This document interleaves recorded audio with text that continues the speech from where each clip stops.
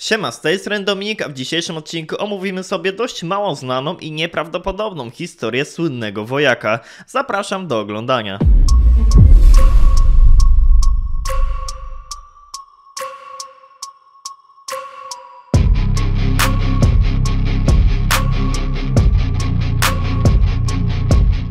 Na moim kanale omówiliśmy naprawdę wiele memów i postaci z nimi związanych, a w ich historiach nierzadko towarzyszyło nam wiele emocji, tych pozytywnych oraz negatywnych, ale tło wydarzeń tego polskiego, światowej popularności mema bije na głowę naprawdę wiele z nich. Oczywiście nie mówię o standardowym opisie, który powszechnie jest znany na innych filmach oraz stronach internetowych. Skontaktowała się ze mną osoba, która w przeszłości siedziała na tym samym forum co wojak i opowiedziała mi o nieprawdopodobnych kulisach tego mema.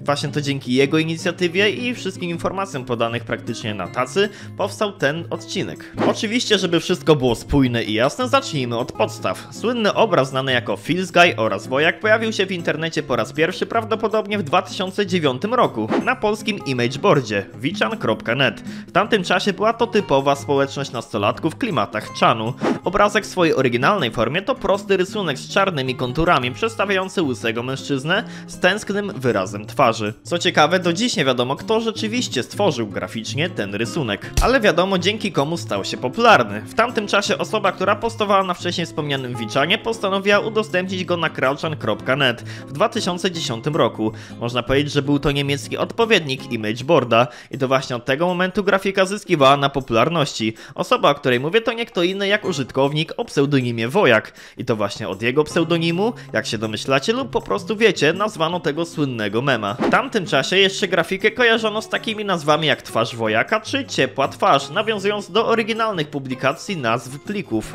Wojak sukcesywnie rozprzestrzeniał się na zagranicznych odpowiednikach. Ważnym punktem zwrotnym było dotarcie na sam 4chan w 2012 roku, gdzie szczególną popularnością cieszyła się dobrze znana nam wszystkim wersja I Know That Feel Bro.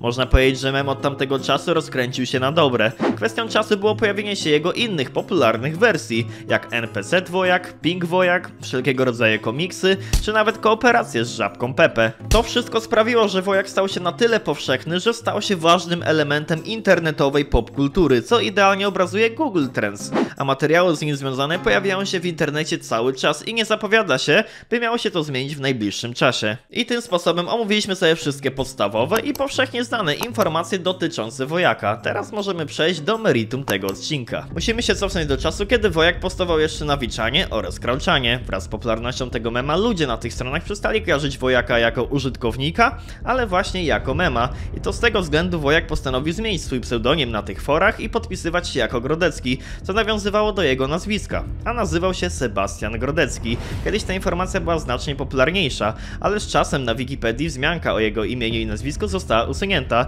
Prawdopodobnie było to skutkiem jego późniejszych działań, o których opowiem wam wkrótce. Na wykopie, gdzie poruszany był temat Testowirona, możemy zobaczyć przykład tego, że jeszcze w 2020 roku mogliśmy o nim przeczytać na Wikipedii. Z kolei na hiszpańskiej wersji Wikipedii do dziś widnieje jego imię i nazwisko. Grodecki, czyli słynny wojak, cały czas siedział w społeczności Vichana, która po paru latach miała całkowicie się zdegenerować. Po czasie stronę wypełniali hakerzy oraz pedofile. Dodatkowo użytkownicy mieli w tamtym czasie już korzystać z sieci Tor.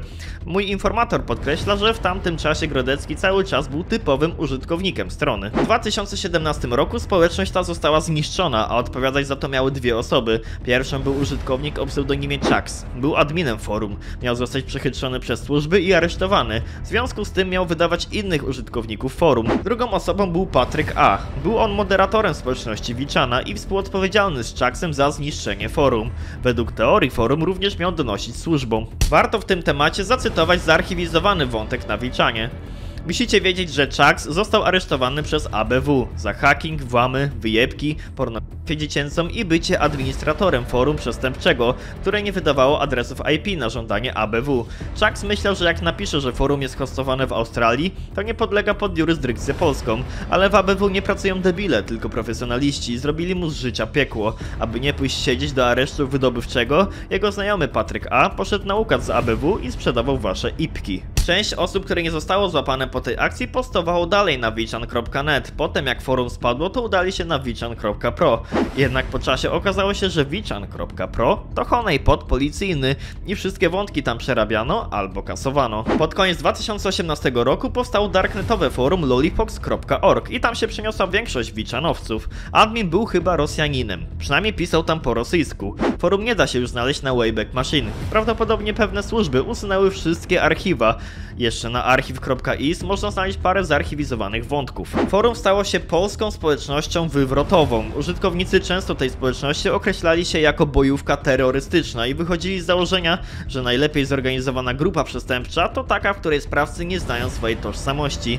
Jedynymi osobami, które tam były i ich tożsamości były znane, to Chucks i Grodecki. Użytkownicy bardzo szybko zaczęli robić mocne akcje, a najaktywniejszym chyba użytkownikiem był sam Grodecki. Jak to określił mój informator, był on fanatykiem. Pierwszą taką akcją był atak na wykop. Polscy użytkownicy Lolifoxa naspamili na wykopie treściami pedofilskimi. W związku z tym możemy nawet zobaczyć artykuł dotyczący tej akcji i screen dotyczący sprawców tego wydarzenia. Źródłem screena jest oczywiście Lolifox. Bojówka Lolifoxa działała naprawdę skutecznie. Już w styczniu 2019 roku zaczęli wysyłać alarmy bombowe, o czym wspomina nawet raport CERT Polska. Jednak po pewnym czasie ktoś na Lolifoxa wrzucił troll posta, w którym pisał o potencjalnym zabójstwie kilku osób, w tym Michała Białka. Michał Białek to członek zarządu Wykop. Wskutek tego postanowił on zgłosić do organów ścigania Sebastiana Grodeckiego, ponieważ Sebastian Grodecki był jedyną osobą wówczas na forum, która podpisywała się nazwiskiem.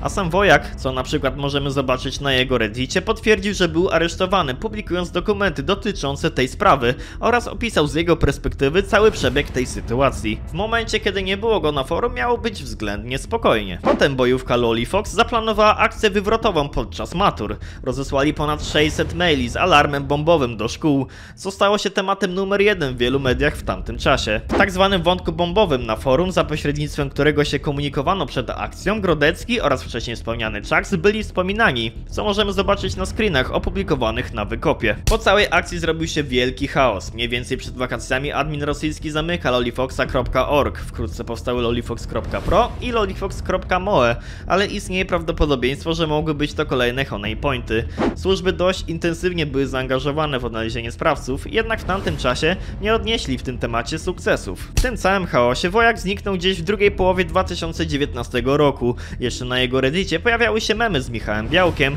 ale już od dobrych 2 lat nie był na nim aktywny. I tak oto właśnie urywają się losy słynnego Wojaka. Takimi słowami jeszcze podsumował go mój informator. Samego Grodeckiego, Wojaka, zapamiętałem jako zgubioną osobę, która nie potrafiła się odnaleźć w tym świecie. Był może trochę dziwny, ale jakoś go rozumiem. W każdym razie był legitnym gościem. Dajcie znać, co wy sądzicie o tej całej historii i kto wie, może gdzieś tam z perspektywy czasu sami pamiętacie jakieś szczegóły. Jeżeli coś wiecie, śmiało napiszcie w komentarzu. Specjalne podziękowania dla użytkownika Rozier949. Bardzo dziękuję za wszystkie informacje i serdecznie pozdrawiam. I to by w tym odcinku było na tyle. Jeżeli ci się podobało, to bardzo się cieszę. Zapraszam cię również na mojego Instagrama oraz na Discorda, gdzie najłatwiej się ze mną skontaktować.